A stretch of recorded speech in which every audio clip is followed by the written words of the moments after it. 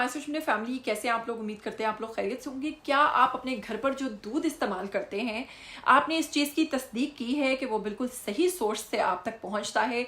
क्या आप लोगों ने इस चीज़ की तस्दीक की है या सिर्फ दूध वाला लगा लिया और वो आता है, आपको दूध पकड़ाता है और वो चला जाता है? आप बॉयल करते हैं, उसके बाद उस दूध में एक अजीब सी स्मेल आती है। अगर आप चाय बनाते हैं, चाय बनाने के दौरान जब उसको पीते हैं तो आपको अपने स्टमक के ऊपर बहुत भारीपन का एहसास होता है, अजीब सी तबीयत रहती है, सारा दिन थकावट और अजीब सा भारी भारी सा और मैदे का मसला फील होना शुरू हो गया हुआ है। तो इस चीज़ की तस्दीक मैं कर देती हूँ कि ये दूध जो आप तक पहुँच रहा है ये बिल्कुल भी सही दूध नहीं है। और मैं साथ ही साथ को ये बता दूं कि अगर आप ये सोचकर मदीना मिल्क शॉप या फिर Mecca milk shop, Bilal milk shop जैसी शॉप्स पे जाते हैं और ये सोचकर दूध ले लेते हैं कि 1 किलो के साथ 1 किलो फ्री है, जस्ट उन्होंने पानी डाल के दे दिया होगा, तो ये भी बिल्कुल गलत बात है, क्योंकि ऐसा बिल्कुल नहीं है। ये दूध किन तरीकों से तैयार होता है और किन तरीकों से आप तक पहुंचता है, ये आप लोगों के लिए जानना बेहद ज़रूरी है, क्योंकि इस किस्म के नाकिस किस्म के दूध से, इस किस्म के मुज़र दूध की वजह से कई लोगों की जान जा चुकी है। और ये स्लो पॉइजन का काम करता है। ये फौरी तौर पे आपको नुकसान नहीं पहुंचाता, बल्कि आहिस्ता आहिस्ता आपको इसके नुकसानात का अंदाज़ा होना शुरू होता है। और अगर अभी से आपको अपने मैदे में बहुत ज़्यादा प्रॉब्लम्स फील होती हैं तो आपके घर आने वाला जो दूध है वो बिल्कुल भी ठीक नहीं है। आपको फ़ौरन इस चीज़ के बारे में देखना होगा कि असल में ये दूध आता कहाँ से है और आप तक कैसे डिलीवर किया जाता है। साथ में आपको बताऊं कि हमारी एक जानने वाली है, वो गरीब थी, काफ़ी गरीब थी, लोगों के घरों पे काम करती थी। उनका बेटा जो था वो उसको ये खुला दूध इस्तेमाल करवाती थी और कुछ ही अरसे के बाद उस बच्चे की डेथ हो गई और वो बच्चा दिन ब दिन वीक होता जा रहा था, क्योंकि वो एक बहुत छोटा बच्चा था और वो जो दूध पी रहा था वो दूध ही नहीं था, वो एक केमिकल से तैयार किया गया दूध था और इसीलिए उस बच्चे की डेथ हो गई। लेकिन जब मैंने उसकी वालिदा को बताया तो उसकी वालिदा ने इस चीज़ पर बिल्कुल भी एक्शन नहीं लिया, क्योंकि गरीब जो है वो इन कामों में और इस प्रोसीजर में पढ़ना ही नहीं चाहते हैं, किसके खिलाफ केस करना है, किसके ऊपर आवाज़ उठानी है, किसको पूछना है। तो यहाँ पर होगा कुछ नहीं, आपको अपने लिए खुद ही कदम उठाना पड़ेगा, अपने लिए खुद ही अपना ख्याल रखना पड़ेगा, खुद ही देखना पड़ेगा खुद को।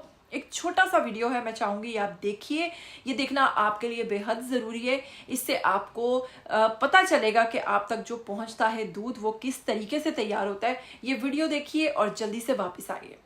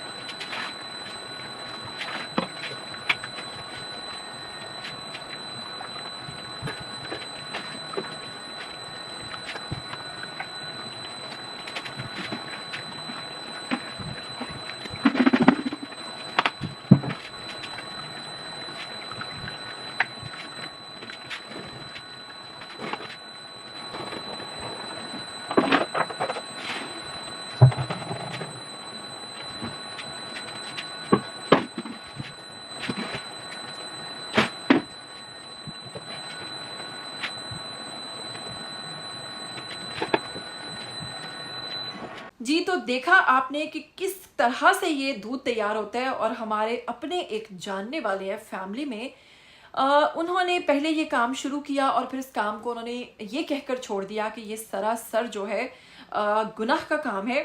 क्योंकि वो हम में से नहीं जिसने मिलावट की।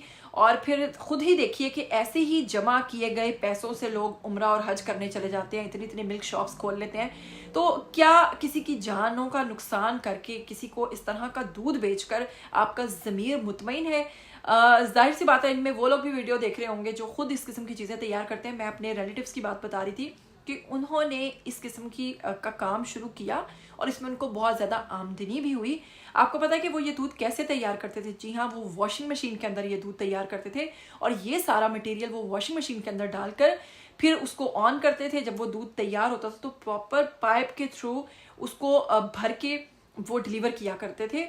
और इस काम में पैसा भी बहुत था, लेकिन खैर उन्होंने इस चीज़ को छोड़ दिया था यही कहकर कि कभी ना कभी तो अल्लाह की पकड़ हो जाएगी। लेकिन बहुत सारे अभी भी ऐसे लोग हैं जिनके ज़मीर मर चुके हैं और वो इस किस्म का काम कर रहे हैं।